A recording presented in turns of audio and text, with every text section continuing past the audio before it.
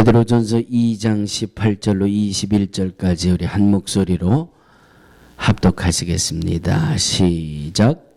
사환들아, 범사에 두려워함으로 주인들에게 순복하되 선하고 관용하는 자들에게만 아니라 또한 까다로운 자들에게도 그리하라.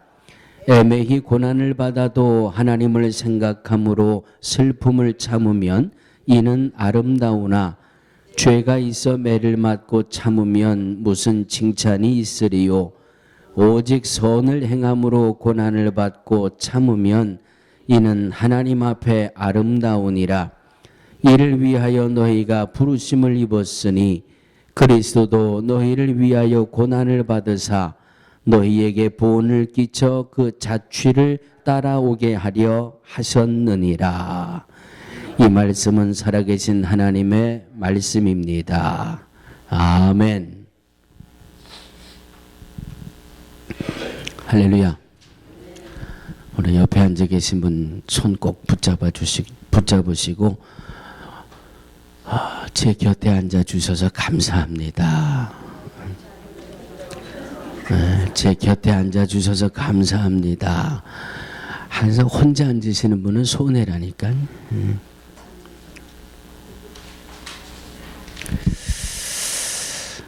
전통적으로 현대 모든 교회들은 올해는 2월 18일이었죠. 애쉬 웬스데이, 제의 수요일부터 주일을 뺀 40일 동안을 사순절이라 이렇게 1년 중에 따로 구분해서 이 사순절 기간 동안 예수님의 고난을 묵상하면서 특별히 경건하게 이 사순절을 지내곤 합니다. 성경 말씀을 통해서 이 사순절 기간 동안에 이루어졌던 모든 역사들을 우리가 말씀으로 만나보게 됩니다. 바로 나귀를 타고 예루살렘에 입성하시고 그리고 최후의 만찬을 하시면서 제자들의 발을 씻어주시고 그리고 겟세마네 동산에서 땀방울이 변하여 피가 될 정도로 진하게 아주 고뇌에 찬 기도를 하시고 그러나 마지막 결정은 내 뜻대로 마옵시고 아버지의 원대로 하옵소서. 하나님의 뜻에 마지막 맡기는 그런 결단 그리고 순종하시는 예수님의 모습. 대제사장이 보낸 군인들에게 체포되고 또 빌라도에게 신문을 받고 재판을 받고 갈보리 언덕을 십자가를 지고 올라가시고 마지막에 십자가에 못 박혀 죽으시고 무덤에 장사되는 그 모습까지 이 사순절 기간 또 그리고 마지막 고난 주간에 한 주간 동안 우리가 성경을 통해서 묵상하게 됩니다. 그래서 바로 이 사순절 기간 동안은 예수님의 공생애의 마지막 부분 이 땅에 오신 그 목적을 완성하시기 위해서 고난당하신 주님의 모습을 묵상하면서 다른 어떤 때보다 경건하게 우리가 이 사순절의 기간을 지나게 됩니다. 오늘 이 사순절 기간 중에 오늘 본문을 통해서 함께 은혜를 나눌 말씀은 오늘 마지막 21절 말씀에 너희를 위하여 고난을 받으사 예수님께서 우리를 위하여 고난을 받으사 이 말씀을 중심으로 해서 오늘 함께 은혜를 나누려고 합니다. 저를 한번 따라해 주시기 바랍니다. 예수님은 죄인을 위하여 고난을 받으셨습니다. 오늘 본문은 너희를 위하여 고난을 받으사 그렇게 말씀하고 있는데 이 너희는이라고 하는 이 범위 속에는 모든 죄인, 다시 말씀드리면 에덴 동산 이후에 이루어지는 모든 인류는 죄인이라고 하는 말씀입니다.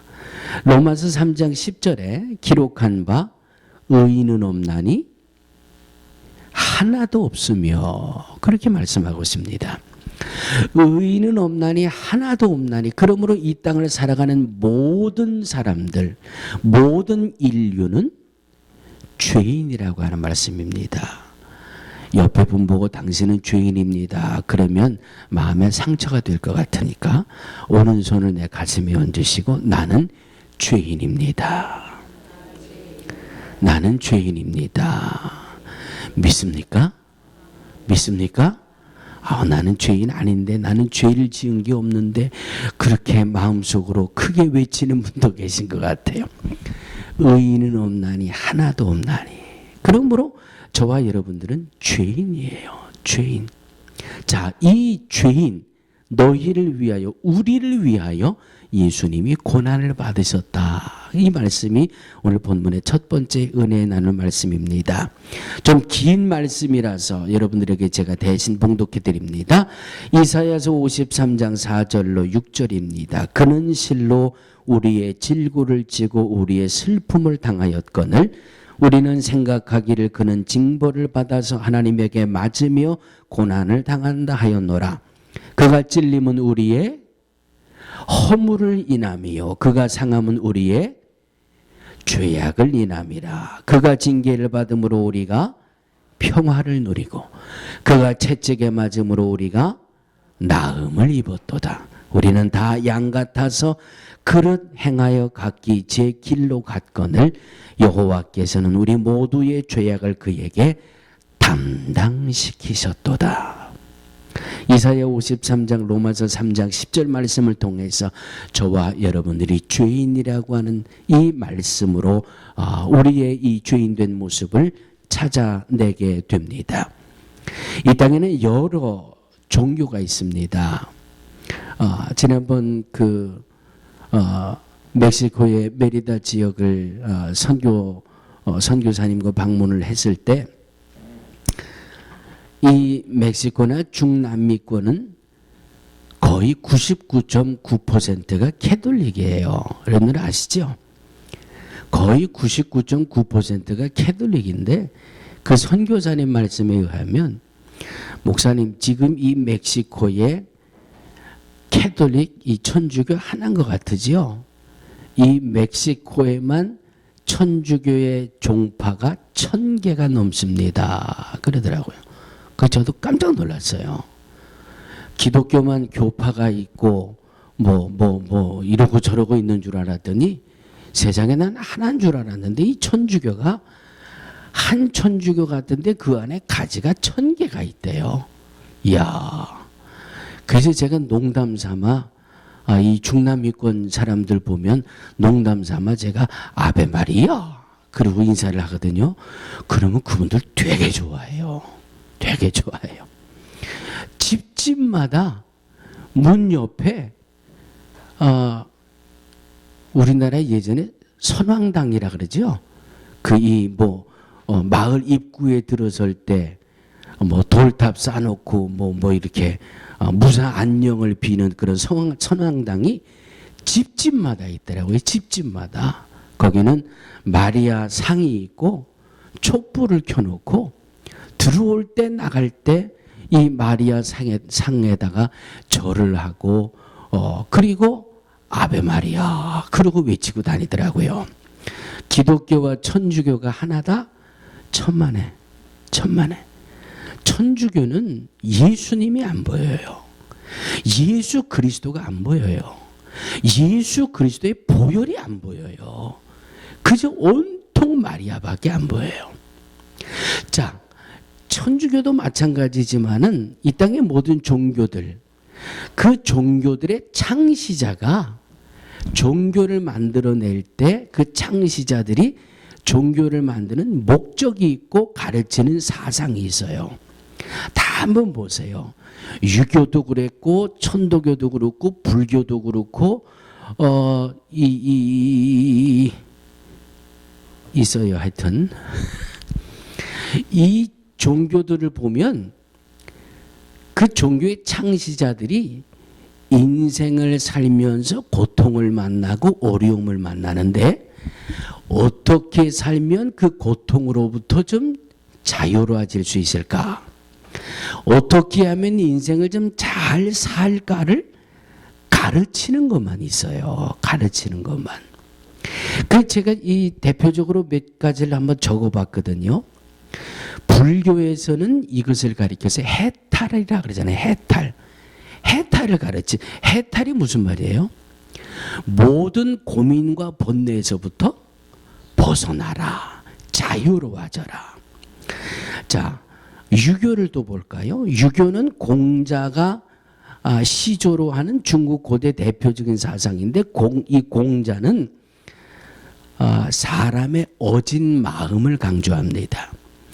사람의 어진 마음을 통해서 모든 이 힘겨운 삶을 평화롭게 살아갈 수 있다. 또 유교를 외친 이 주자는 모든 것이 사람의 욕심에서 나오는 것이 이 죄와 욕심 때문에 사는 삶이 힘들고 괴로우니까 이 금욕, 욕심을 버리고 이 육체적인 정욕을 버리고 모든 것을 다 버리고 금욕적인 윤리를 유교에서는 강조합니다. 또 유교에서는 이런 말을 하죠.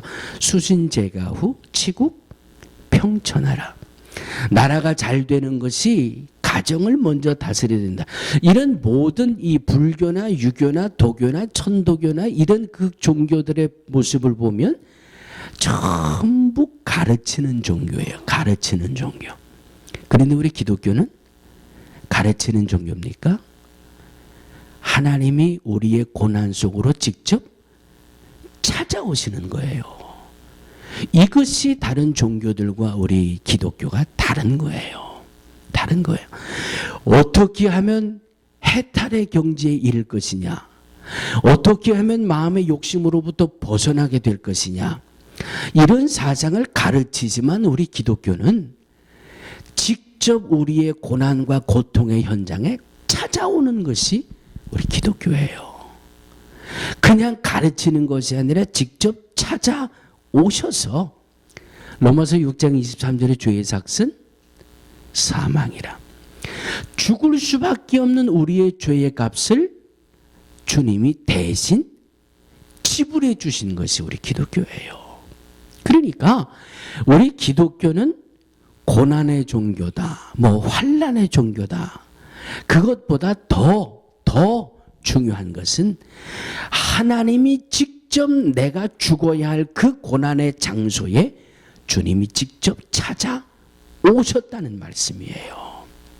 직접 찾아오셔서 내가 죽어야 할 것을 대신 짊어지시고 주님이 대신 죽으시고 그 주님이 나를 대신하여 죽으심을 통해서 나는 영원한 생명을 얻고 죄의 값을 완전히 지불하고 영원한 생명을 얻고 이 땅에서는 하나님의 자녀의 권세를 누리면서 살아갈 수 있다.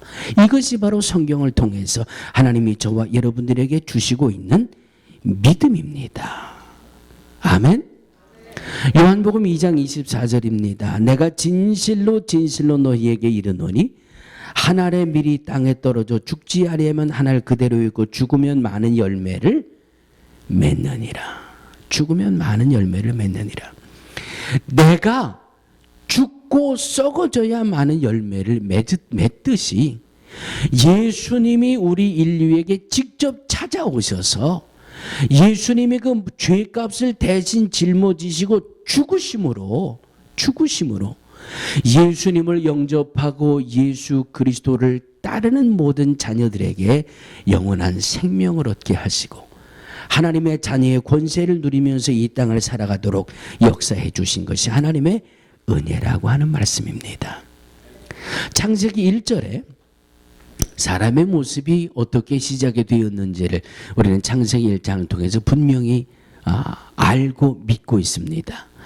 하나님의 형상을 따라 하나님의 모양대로 지음을 받은 것이 저와 여러분들입니다.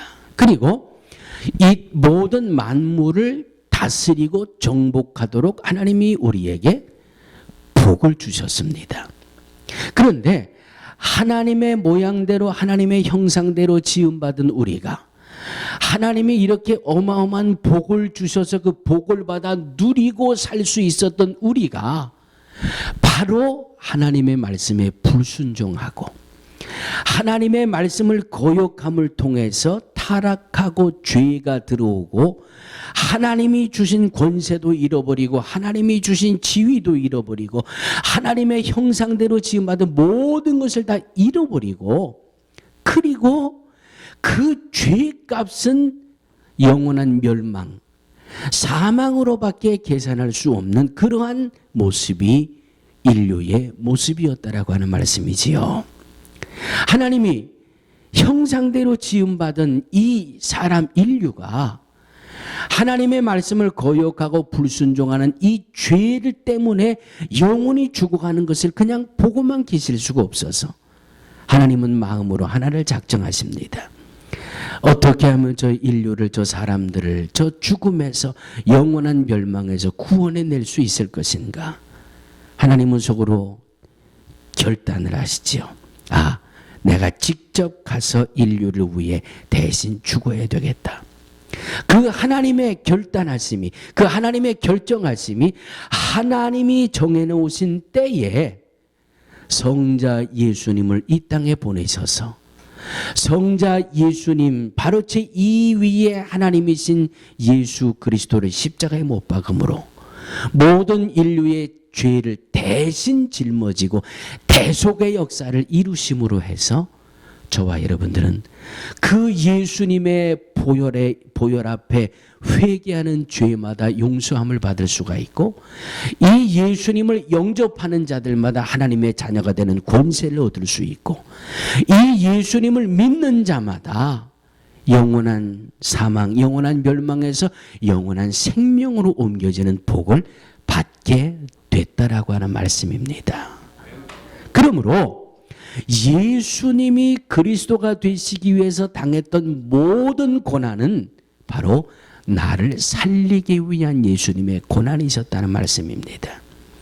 사순절이 뭐 별겁니까? 아이, 사순절 동안 뭐 특별히 뭐 할 거 있습니까? 제가 우리 지방 감리사로 있을 때 우리 목사님들하고 멕시코 메리다에 선교 여행을 합시다. 1년 전에 계획이 되었던 게 근 한 달쯤 되었죠. 한 달 전에 우리 목사님들하고 멕시코를 다녀왔습니다. 제일 1년 전까지만 해도 제가 그 생각을 못했어요. 그런데 날짜를 딱 정해놓고 날짜가 점점 다가오다 보니까 2015년도 올해는 부활주일이 4월 첫째 주일이에요. 다른 때는 보통 4월 셋째 주, 넷째 주 이랬던 부활주일이 점점 땡겨져 가지고 올해는 4월 첫째 주일에, 그러니까 저희들 마음에 덜컥 하나 염려가 되는 게 우리가 멕시코에 선교지를 가지만 혹시 이게 사순절 기간이 아닌가, 그런 생각이 번쩍 들더라고요. 그런데 사순절 기간 동안 그래, 멕시코 메리다에서 그 애니깽이라고 하는 그 이 노동의 현장 속에서 발버둥 치고, 그리고 그들에게 복음을 전하기 위해 힘쓰고 애쓰는 그 선교의 현장에, 그 선교사들의 고난의 현장에 우리 목사들이 가서 같이 땀 흘리는 것이 사순절 기간에 훨씬 은혜로운 것이 아니냐. 그것과 연계를 해서 이제 내일 새벽에 우리가 과테말라로 출발하게 됩니다. 사순절 기간 동안에 이 하나님 앞에 봉헌드린 몽아블랑카 엘포데르 교회가 하나님 앞에 영광으로 드려지는 그 장소, 우리 변 목사님이 힘쓰고 애쓰는 그 선교의 현장을 가면서 그 수고의 모습들이 우리의 가슴을 담을 수 있는 것이 사순절 기간 동안에 참 우리에게 은혜가 되는구나, 그런 생각을 해봅니다. 예수님의 고난의 흔적, 복음을 위한 고난의 흔적, 또 이 땅의 한 영혼을 구원하기 위해 흘렸던 그 수고의 흔적들을 함께 바라볼 수 있는 것, 사순절 기간 동안 참 뜻깊은 시간을 갖게 되는구나. 그렇다고 과테말라를 못 가시는 분들은 실망하지 마세요. 못 가시기 때문에 제가 다음 주 일주일 동안 새벽 예배를 방학을 할 텐데, 새벽 예배를 방학을 한다는 것은 여러분 집에서 기도하시라는 말이에요. 새벽에 기도하시라는 거니까 교회에서 기도하실 때보다 더 많이 기도하셔야 돼요. 그렇죠? 다음 한 주간 동안 과테말라의 이 미션 출입을 못 가시는 분들은 집에서 더 열심히 기도하셔야 돼요. 현장을 바라보는 은혜도 소중하지만 여러분들은 기도의 서포터예요. 기도의 후원자들이에요. 여러분들의 이 기도가 우리의 백그라운드가 돼가지고 그래야 하나님이 걸음걸음마다 새로운 은혜를 채워주시죠. 할렐루야. 이런 사순절 기간 동안은 바로 복음의 흔적, 말씀의 흔적, 예수님의 고난의 흔적, 이런 모습들을 묵상하면서 겸손하게 지내야 하는 것이 바로 이 사순절의 기간입니다. 나를 위해서 예수님이 고난을 당하셨다는 말씀입니다. 나 같은 죄인 살리신 주 은혜의 놀라와 이 찬송으로만 고백했던 이 말씀이 바로 오늘 저와 여러분들, 내가 십자가에 내가 죄의 값으로 죽을 수밖에 없었고 이 죽음을 통해서 영원한 멸망을 얻을 수밖에 없었는데 바로 나 같은 죄인을 살리기 위해서, 나 같은 죄인에게 영원한 생명을 주시기 위해서, 나 같은 죄인이 하나님의 자녀의 권세를 누리며 살게 하기 위해 예수님이 이 땅에 오셔서 고난을 당하셨다는 이 사실을 여러분 잊지 마시기를 주의 이름으로 축원합니다. 예수님의 고난, 죄인을 위하여 당하신 고난입니다. 예수님의 고난은 나를 살리기 위해서, 내게 영원한 생명을 주게 하기 위해서 예수님 고난을 당하셨습니다. 이 사실을 잊지 마시고 오늘도 우리는 예수님의 고난을 통해서 영원한 생명을 얻은 은혜의 아들임을, 은혜의 딸임을 기억하시고 오늘도 믿음 안에 겸손히 승리해 나갈 수 있는 우리 모두가 되어지기를 주의 이름으로 축원합니다. 두 번째, 예수님이 고난을 당하신 그 고난은 따라해 주시기 바랍니다. 예수님을 위해 고난받는 성도들을 위해서 예수님이 고난받으셨습니다. 예수님을 위해서 고난받는 성도들을 위해서 예수님이 고난을 받으셨다는 말씀입니다. 첫 번째는 모든 인류에게 다 해당이 되는 말씀이었습니다. 예수님의 고난은 죄인을 위한 고난이었습니다. 이는 누구든지 저를 믿는 자마다 멸망치 않고 영생을 얻게 하려 하심이라. 모든 인류에게 주신 말씀이에요. 두 번째, 예수님을 위하여 고난받는 성도들을 위하여 예수님은 고난을 받으셨다는 말씀이에요. 여러분, 예수님을 위해서 고난을 당하신 적 있습니까? 제 질문이 너무 어려웠나요? 제가 아니면 영어로 질문을 드렸나요? 나는 예수님을 위해서 고난을 받은 적이 있나? 여러분, 예수님을 위해서 고난을 받으신 적이 있으십니까? 언제? 어디서? 어떻게? 예? 있는 것도 같고 없는 것도 같고, 없는 것도 같고 있는 것도 같고. 예수님을 위해서 고난당한다는 것이 무슨 말씀이냐? 거기다가 예수님을 위해 고난받는 성도라고 그랬으니까 이건 뭔가 믿음과 연결되어 있는 그런 말씀이 아니겠는가? 예수님을 위하여, 빌립보서 1장 29절의 말씀을 보면 그리스도를 위하여 너희에게 은혜를 주신 것은 다만 그를 믿을 뿐 아니라 또한 그를 위하여 고난도 받게 하심이라. 예수님을 통해서 은혜를 얻은 것은 내가 예수님을 믿는 것뿐만 아니라 고난도 받게 하기 위해서 우리에게 은혜를 주셨다는 말씀이에요. 예수님을 위하여, 그리스도를 위하여라는 말씀은 다른 말씀으로 해석하면 그리스도 때문에, 예수님 때문에, 예수님으로 인하여, 아니면 영어 전치사 for라는 말 그대로 예수님을 위하여. 여러분, 예수님 때문에 고난당하신 적 있습니까? 예수님을 위하여 고난당하신 적 있습니까? 쉽게 대답을 못하시네. 쉽게 대답을 못하시네. 성경을 보면은요, 사도행전 1장 8절에 이렇게 말씀하고 있습니다. 암송하시는 분들 같이 한번 암송하실까요? 오직 성령이 너희에게 임하시면 너희가 권능을 받고 예루살렘과 온 유다와 사마리아와 땅끝까지 이르러 내 증인이 되리라 하시니라. 예수님을 위하여, 예수님 때문에 고난을 받는다는 것은 어떤 말씀이에요? 땅끝까지 이르러 내 증인이 되리라 하시니라. 할렐루야. 내 증인이 되라는 말씀은 무슨 말씀이에요? 전도하라는 말씀 아니에요? 전도. 예? 여러분, 전도하다가 고난 받아보신 적 있습니까? 전도하다가 무시당해 본 적 있으십니까? 아이, 재미없어. 뭐 좀 있으면 있는 표정이라도 지으시고, 없으면 없는 표정이라도 지으시고, 표정에 변화가 없으니까. 예? 복음을 전하기 위해서 고난을 요새가 어떤 세상인데 복음을 전하다가 고난을 받습니까? 여러분, 그렇게 말씀하십니까? 아니에요. 그건 우리가 전도를 안 하고 있다는 말이에요.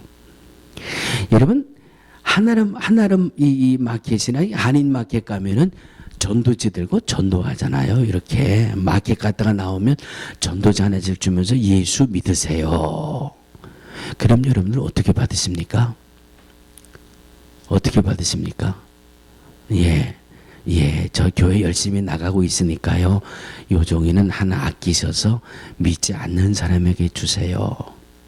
그리고 나오다 보면 그 쓰레기통 옆에 바닥에 이 파킹장에 그냥 전도지들이 버려져서 발로 밟히는 모습을 보면 얼마나 마음이 아픈지 몰라요. 이게 어느 교회인지 성도들의 헌금으로 이게 이루어진 건데, 한 영혼을 구원해 보기 위해서 이렇게 열심을 가지고 나왔는데 이렇게 길바닥에다 집어던지고 발로 밟히고 쓰레기통에 들어가 있고, 그 모습을 보면 참 마음이 아파요. 사랑하는 성도들이요, 여러분 이런 경험을 해보신 적 있습니까? 성경을 보면 사도 바울을 우리가 보게 되지요. 사울이 다메섹 도상에서 예수님을 만난 다음에 그의 삶이 180도로 바뀌어졌잖아요. 가는 곳마다 예수가 그리스도다. 우리가 십자가에 못 박아 죽인 그 예수가 그리스도다. 그리스도다. 그냥 이걸 전하는데 남은 생애를 다 바치잖아요. 예수가 그리스도인데 우리가 그 그리스도를 못 알아보고 그리스도를 고난을 드렸고 십자가에 못 박았고, 이게 우리가 얼마나 큰 죄를 졌는지 아냐? 회개해야 되고 예수를 그리스도로 영접해야 된다. 사울이 바울이 돼서 이 복음을 전할 때에 좋은 일만 있었습니까? 아니요. 루스드라 성에서는 돌에 맞아 죽을 뻔했고요. 빌립보에서는 매로 두들겨 맞고 감옥에 갇히기도 했고요. 예루살렘에는 폭도들에게 붙들려 가지고 죽을 뻔하다가 로마 시민권자라고 하는 것 때문에 로마까지 이송이 돼서 감옥에 갇히기도 하고요. 이 바울은 복음 때문에 얼마나 많은 죽을 고비를 넘겼는지 몰라요. 그런데 베드로전서 3장 14절 말씀을 보니까 의를 위하여 고난을 받으면 복 있는 자니, 그렇게 말씀하고 있습니다. 사랑하는 성도들이요, 믿음 생활하기 위해서, 복음을 전하기 위해서, 예수님을 위해서, 예수님 때문에, 그리스도를 위하여 고난을 받으면 복 있는 자라고 성경은 말씀하고 있습니다. 우리들의 믿음 속에 이런 체험이 있게 되기를 주의 이름으로 축원합니다. 예수가 그리스도라 전할 수 있는 체험이 있기를 주의 이름으로 축원합니다. 예수가 그리스도다. 믿음은 이렇게 죽도록 충성하는 거다. 신앙은 이렇게 내가 죽고 내가 썩어지는 것이다. 이런 모습을 통해서 고난을 당하면 그 고난 때문에 우리는 더 기뻐하고 복 있는 하나님의 자녀가 되어지는 이 놀라운 은혜 가운데 우리의 삶이 이루어지게 되기를 주의 이름으로 축원합니다. 성경을 통해서 우리는 예수님이 어떤 고난을 당하셨는지 알고 있습니다. 사복음서를 보면 예수님이 어떤 고난을 당하셨습니까? 얼굴에 침을 뱉음을 당했어요. 머리에 가시 면류관을 씌움을 얻습니다. 옷이 벗겨지는 모욕을 당합니다. 갈대로 얼굴을 치며 유대의 왕이라고 하는 조롱을 듣습니다. 홍포를 입히며 십자가에 못 박히는 그 고난과 조롱과 멸시를 예수님이 당하셨던 모습을 우리는 사복음을 통해서 만나보게 됩니다. 이 예수님의 고난이 누구를 위한 고난입니까? 바로 저와 여러분을 위해서 당하셨던 예수님의 고난입니다. 예수님을 위해서 예수님 때문에 고난을 당하는 성도들에게 복 있는 자가 되기 위해서 예수님이 고난을 당하셨던 겁니다. 사랑하는 성도들이요, 오늘 나의 모습이 이 예수님의 고난의 열매입니다. 예수님이 고난당하신 은혜로 오늘 저와 여러분들은 이렇게 하나님의 은혜 가운데 살아가고 있는 모습입니다. 1년 365일 특별히 사순절 기간 동안 예수님의 고난을 묵상하시면서 그 고난당하신 은혜 때문에 내가 영원한 생명을 얻었고 그 예수님의 고난 때문에 내가 하나님의 자녀가 되는 권세를 얻었음을 기억하시며 이 사순절 기간 또 겸손하게 또 믿음 안에 굳건히 서 나가는 아름다운 성도들의 모습이 되어지기를 주의 이름으로 축원합니다. 거룩하신 하나님, 예수님 우리 삶의 고난의 현장, 영원히 죽을 수밖에 없는 멸망의 현장 속에 직접 찾아오셔서 우리가 짊어져야 할 고난을 대신 짊어지시고 우리가 사망으로 지불해야 할 죄값을 대신 치루어 주시고 그 예수님의 고난을 통해서 우리가 영원한 생명을 얻었고 그 예수님의 고난을 통해서 우리가 오늘도 하나님의 자녀의 권세 속에 살아가고 있음을 말씀 속에서 또 한 번 깨닫습니다. 하나님 주의 은혜가 우리의 심령에 넘쳐나게 하시고 주의 고난당하신 이 은혜가 나에게 생명을 얻는 이 은혜의 역사였음을 기억하며 오늘도 하나님 앞에 겸손하게 말씀 부여잡고 살아갈 수 있는 복된 성도들 다 되게 하여 주시옵소서. 예수님의 이름으로 기도하옵나이다.